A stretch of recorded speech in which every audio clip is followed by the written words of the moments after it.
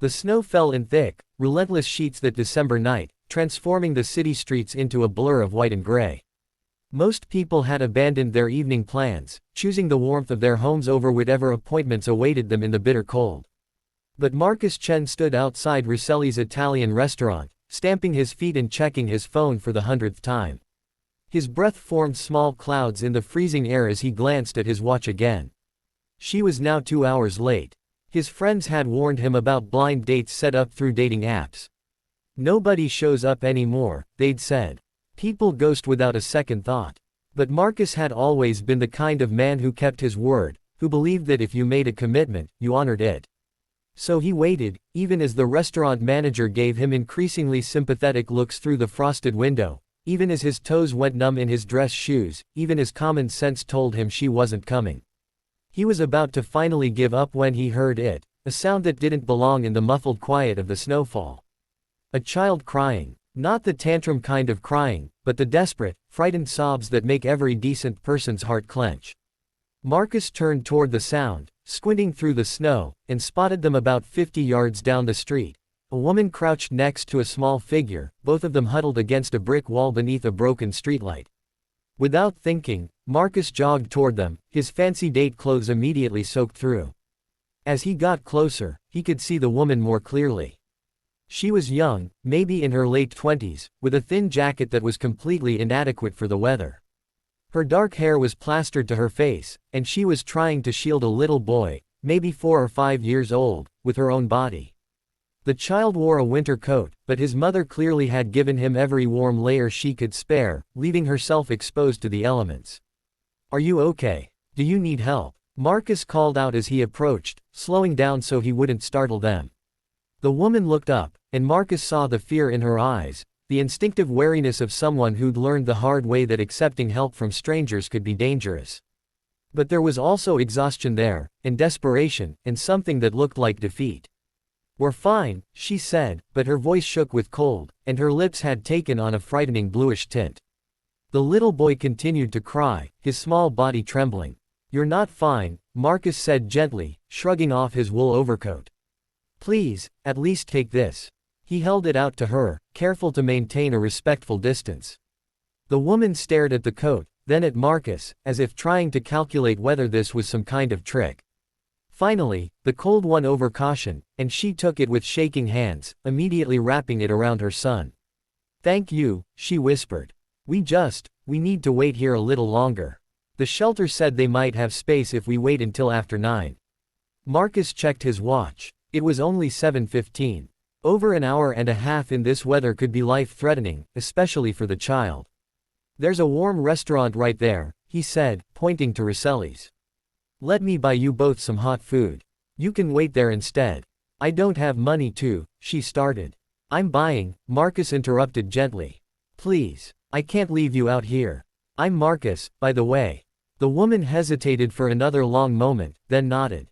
"I'm Sarah. This is Ethan." She helped the little boy to his feet, and Marcus noticed they each carried only a single plastic bag of belongings. Inside the restaurant, the warmth hit them like a physical force. The manager, Mr. Rosselli himself, took one look at the shivering pair and immediately ushered them to a table near the fireplace. Marcus ordered soup, pasta, hot chocolate, and bread, anything that would warm them from the inside out. As they ate, Sarah's story emerged in fits and starts.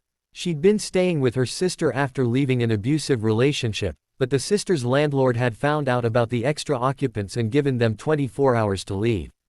With no money for a deposit on an apartment and no space available at the regular shelters, they'd been turned away from 3 different places. The overflow shelter had told them to come back at 9, but only if space opened up. There were no guarantees. "I have a job," Sarah said, as if she needed to prove she wasn't taking advantage of his kindness. "I start next week as a medical assistant. I just need to get through these few days until my first paycheck. Then I can get us into a room somewhere."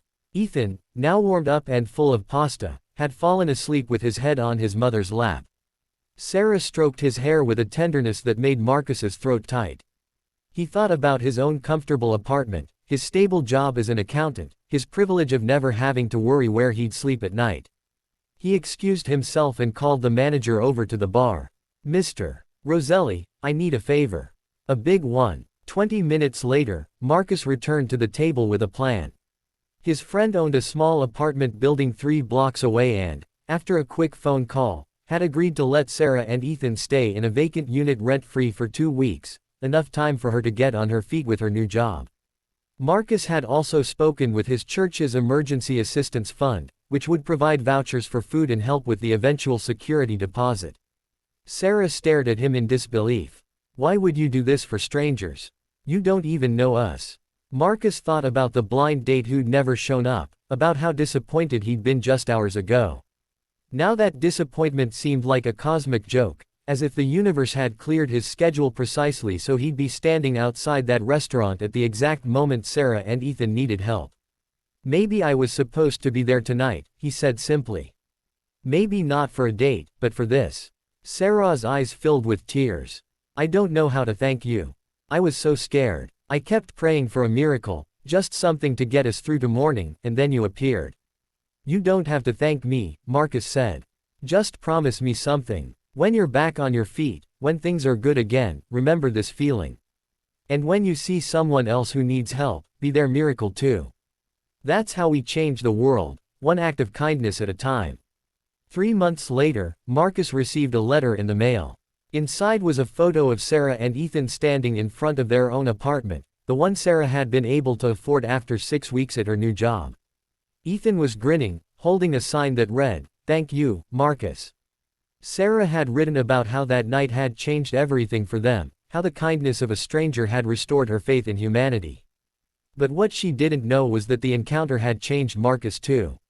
He'd started volunteering at a homeless outreach program, using his accounting skills to help families navigate financial assistance programs.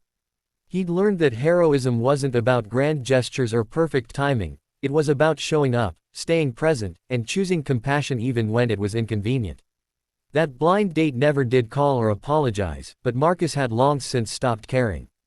He'd found something more valuable that snowy December night, a reminder that love isn't just romantic, it's the choice to see someone else's humanity and respond with your own. It's waiting in the cold because you gave your word. It's sharing your coat with a stranger's child. It's believing that we're all connected by invisible threads of grace, and that sometimes we're called to be the answer to someone else's prayer. In a world that often feels cold and indifferent, one man's decision to wait, to pay attention, to care, had created ripples that would extend far beyond a single night. And somewhere in the city, a little boy was growing up knowing that kindness exists, that strangers can become guardian angels, and that even in your darkest moment, hope can arrive in the most unexpected form, standing in the snow, offering exactly what you need.